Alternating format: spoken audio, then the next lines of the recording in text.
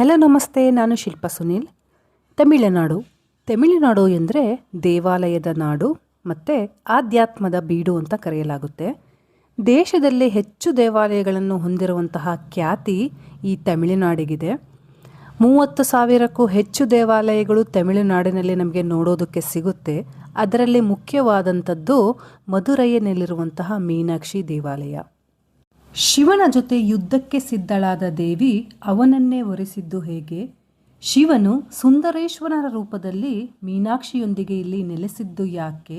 ಹಾಗೂ ಎಂದಿಗೂ ನಿದ್ರಿಸದ ಕ್ಷೇತ್ರ ಎಂದು ಇದಕ್ಕೆ ಯಾಕೆ ಕರೀತಾರೆ ಅಂತ ಇಂದಿನ ಈ ವಿಡಿಯೋದಲ್ಲಿ ನೋಡೋಣ ಬನ್ನಿ. ಇಲ್ಲಿ ಹಗಲು ರಾತ್ರಿ ಎನ್ನದೇ ಭಕ್ತರ ಆಗಮನ ಆಗ್ತಿರುತ್ತೆ. ಎಂದಿಗೂ ಪೂಜೆ ನಡೀತಾನೆ ಇರುತ್ತೆ.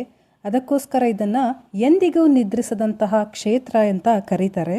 ಈ ದೇವಸ್ಥಾನದ ಇತಿಹಾಸದ ಬಗ್ಗೆ ತಿಳಿಸ್ತೀನಿ. ಈ ದೇವಸ್ಥಾನ ಸುಮಾರು 2 ವರ್ಷಗಳ ಇತಿಹಾಸವನ್ನು ಹೊಂದಿದ್ದು, ಇದನ್ನು ಪಾಂಡ್ಯರು ನಿರ್ಮಿಸಿದ್ದು. ನಂತರ 16 ಮತ್ತು 17ನೇ ಶತಮಾನದಲ್ಲಿ ಇಂದಿನ ದೇವಸ್ಥಾನದ ಭವ್ಯ ರೂಪವನ್ನು ಮುಖ್ಯವಾಗಿ ತಿರುಮಲೈ ನಾಯಕರಾಜರು ಇದನ್ನು ನಿರ್ಮಿಸಿದರು. ಈ ದೇವಾಲಯದಲ್ಲಿ 14 ಭವ್ಯ ಗೋಪುರಗಳಿದ್ದು, ಇವು ದ್ರಾವಿಡ ಶೈಲಿಯ ವಾಸ್ತುಶಿಲ್ಪದಲ್ಲಿದೆ. ಈ ಗೋಪುರಗಳನ್ನು ಸಾವಿರಾರು ಬಣ್ಣದ ಶಿಲ್ಪಗಳಿಂದ ಅಲಂಕರಿಸಲ್ಪಟ್ಟಿದೆ. ಮೀನಾಕ್ಷಿ ದೇವಾಲಯವು 33,000ಕ್ಕೂ ಹೆಚ್ಚು ಹಸ್ತಕೆತ್ತನೆಯ ಶಿಲ್ಪಗಳನ್ನು ಹೊಂದಿದ್ದು, ವಿಶ್ವದ ಕಲಾತ್ಮಕವಾಗಿ ಶ್ರೀಮಂತವಾಗಿರುವಂತಹ ದೇವಾಲಯಗಳಲ್ಲಿ ಇದು ಸಹ ಒಂದಾಗಿದೆ. ದೈವಿಕ ವ್ಯಕ್ತಿಗಳಿಂದ ಹಿಡಿದು ಪೌರಾಣಿಕ ಪ್ರಾಣಿಯವರೆಗೂ ಈ ದೇವಾಲಯದ ಪ್ರತಿಯೊಂದು ಶಿಲ್ಪವೂ ಒಂದು ವಿಶಿಷ್ಟ ಕಥೆಯನ್ನು ಹೇಳುತ್ತದೆ. ಇದು ಯಾವುವು ಒಂದು ರೀತಿಯಲ್ಲಿ ಇಲ್ಲ, ಎಲ್ಲದೂ ಭಿನ್ನವಾಗಿದೆ. 1000 ಕಂಬಗಳ ಮಂಟಪ ಇದೆ. ಇದು ತುಂಬಾ ಆಕರ್ಷಣೀಯವಾಗಿದೆ.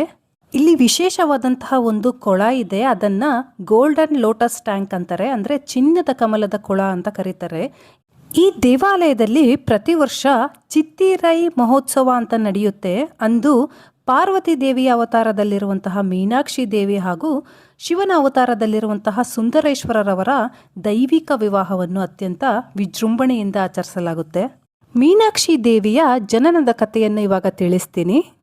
ಒಮ್ಮೆ ಮಲಯಧ್ವಜ ಪಾಂಡ್ಯ ಎಂಬ ಪಾಂಡ್ಯ ರಾಜ ಮತ್ತು ಅವರ ಪತ್ನಿ ಕಾಂಚನಮಾಲಾ ಅವರಿಗೆ ಮಕ್ಕಳಿರೋದಿಲ್ಲ. ಅವರು ಸಂತಾನಕ್ಕಾಗಿ ಪುತ್ರ ಕಾಮೈಷ್ಟಿ ಯಜ್ಞವನ್ನು ಮಾಡ್ತಾರೆ. ಈ ಯಜ್ಞದ ಫಲವಾಗಿ ಅಗ್ನಿಯಿಂದ ಸುಮಾರು 3 ವರ್ಷದ ಬಾಲಕಿ ಪ್ರತ್ಯಕ್ಷಳಾಗ್ತಾಳೆ. ಆಕೆಗೆ 3 ಸ್ತನಗಳು ಇರುತ್ತೆ. ಆಗ ಆಕಾಶವಾಣಿಯೊಂದು ಹೀಗೆ ಹೇಳುತ್ತೆ, ಈ ರಾಜಕುಮಾರಿ ತನ್ನ ಭವಿಷ್ಯದ ಪತಿಯನ್ನು ನೋಡಿದ ಕ್ಷಣದಲ್ಲಿ 3ನೇ ಸ್ತನವು ಮಾಯವಾಗುತ್ತದೆ ಎಂದು ಆಕಾಶವಾಣಿ ನುಡಿಯುತ್ತೆ. ರಾಜ ಆಕೆಗೆ ತಡಾತಗೈ ಎಂಬ ಹೆಸರನ್ನಿಟ್ಟು ರಾಜಕುಮಾರನಂತೆ ಯುದ್ಧ ಕಲೆ, ರಾಜ್ಯಪಾಲನೆ ಮತ್ತು ಶಾಸ್ತ್ರಗಳಲ್ಲಿ ತರಬೇತಿಯನ್ನು ನೀಡ್ತಾನೆ. ತಡಾತಗೈ ಅಪ್ರತಿಮ ಸುಂದರಿಯಾಗಿರುತ್ತಾಳೆ. ಆದ್ದರಿಂದ ರಾಜ್ಯದ ಜನರು ಅವಳನ್ನು ಮೀನಾಕ್ಷಿ ಎಂದು ಕರೆಯಲ್ಪಡುತ್ತಾರೆ. ಮೀನಾಕ್ಷಿ ಎಂದರೆ ಮೀನಿನಂತಹ ಕಣ್ಣುಗಳನ್ನು ಹೊಂದಿದವಳು ಎಂದು ಅರ್ಥ. ಆದ್ದರಿಂದ ಅವಳಿಗೆ ಮೀನಾಕ್ಷಿ ಎಂಬ ಹೆಸರು ಸಹ ಬಂತು.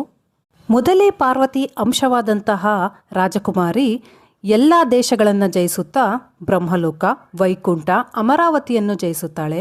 ಕೊನೆಗೆ ಕೈಲಾಸವನ್ನು ಜಯಿಸಲು ಕೈಲಾಸ ಪರ್ವತಕ್ಕೆ ತೆರಳುತ್ತಾಳೆ.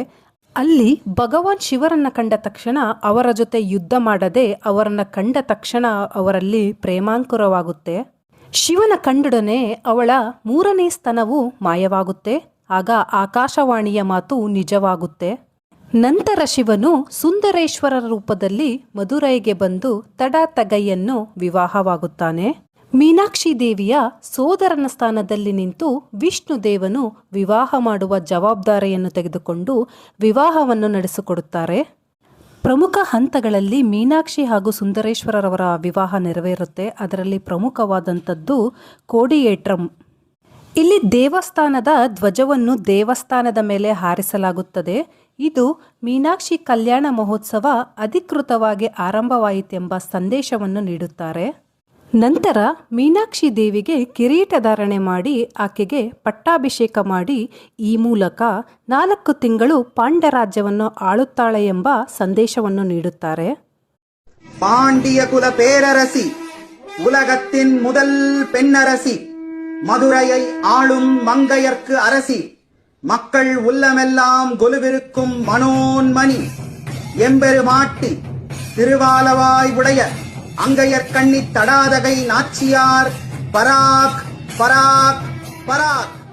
அங்கையர் கண்ணில் மீனாட்சி ಅಗಿಲಮೆல்லாம் ಮೀನಾಕ್ಷಿ ದೇವಿಯು ಯುದ್ಧಕ್ಕೆ ಹೊರಡುತ್ತಾಳೆ. ರಾಜ್ಯವೆಲ್ಲ ಗೆದ್ದು ದಿಗ್ವಿಜಯವನ್ನು ಸಾಧಿಸಿ ಮುಂದೆ ಶಿವನ ಕಂಡು ಪ್ರೇಮಾಂಕುರವಾಗಿ ಮದುವೆಗೆ ಸಜ್ಜಾಗುತ್ತಾಳೆ. ನಂತರ ನಡೆಯೋದೇ ಮೀನಾಕ್ಷಿ ದೇವಿ ಸುಂದರೇಶ್ವರ ಅವರ ಕಲ್ಯಾಣ ಮಹೋತ್ಸವ. ಕಲ್ಯಾಣೋತ್ಸವ ನಂತರ ರಥೋತ್ಸವ ನಡೆಯುತ್ತೆ. ಇಲ್ಲಿ ರಾಜಾರಾಣಿ ಅಂದರೆ ಸುಂದರೇಶ್ವರ ಹಾಗೂ ಮೀನಾಕ್ಷಿ ದೇವಿಯು ಪ್ರಜೆಗಳಿಗೆ ದರ್ಶನ ಕೊಡಲು ದೇವಸ್ಥಾನದಿಂದ ಹೊರಗಡೆ ಬರುತ್ತಾರೆ. ಇನ್ನು ಚಿತ್ತಿರೈ ಮಹೋತ್ಸವದ ಕೊನೆಯ ಆಚರಣೆ ಎಂದರೆ ತೀರ್ಥೋತ್ಸವ. ಇಲ್ಲಿ ಮೀನಾಕ್ಷಿ ಮತ್ತು ಸುಂದರೇಶ್ವರ ಅವರ ಉತ್ಸವ ಮೂರ್ತಿಗಳನ್ನು ಭವ್ಯ ಮೆರವಣಿಗೆಯಲ್ಲಿ ಪವಿತ್ರ ತೀರ್ಥಕ್ಕೆ ಕರೆದುಕೊಂಡು ಹೋಗಲಾಗುತ್ತದೆ. ಅಲ್ಲಿ ವೇದ ಮಂತ್ರಗಳ ನಡುವೆ ವಿಶೇಷವಾದಂತಹ ಪೂಜೆ ನಡೆಯಲಾಗುತ್ತದೆ. ಅಲ್ಲಿ ದೇವರ ಮೂರ್ತಿಗಳಿಗೆ ಪವಿತ್ರ ಜಲದ ಅಭಿಷೇಕ ಮಾಡಲಾಗುತ್ತದೆ.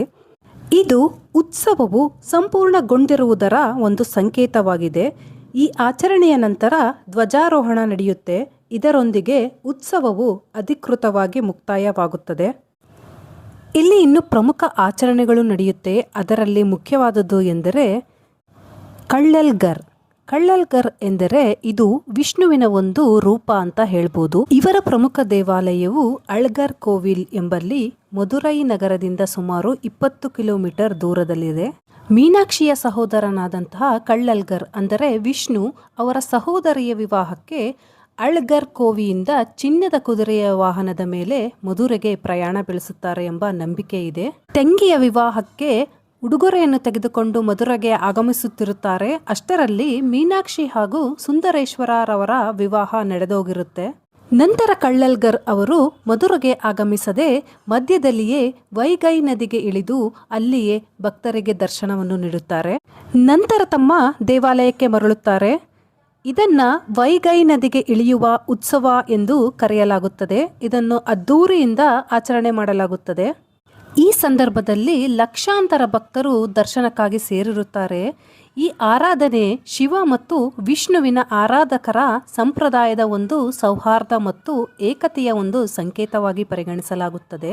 ಮೊದಲಿಗೆ ಈ ಹಬ್ಬವನ್ನು 2 ಪಂಗಡದವರು ಅಂದರೆ ಶೈವ ಹಾಗೂ ವೈಷ್ಣವರು ಎರಡು ಬೇರೆ ಬೇರೆ ದಿನಗಳಲ್ಲಿ ಆಚರಣೆ ಮಾಡ್ತಾ ಇದ್ರು. ಈಗ ಇದನ್ನ ಏಪ್ರಿಲ್ ತಿಂಗಳಲ್ಲಿ 2 ಆರಾಧಕರು ಒಟ್ಟಿಗೆ ಮಾಡುವಂತೆ ನಡೆಸಿಕೊಂಡು ಬರುತ್ತಿದ್ದಾರೆ.